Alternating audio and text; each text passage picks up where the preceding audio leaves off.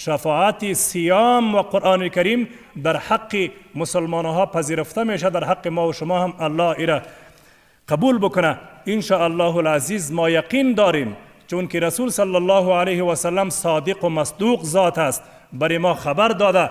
ما یقین داریم، ایمان داریم که قرآن و روزه برای ما و شما شفاعت میکنه. الله شفاعتی از یارا در حق ما و شما و همه امت مسلمه قبول کنه.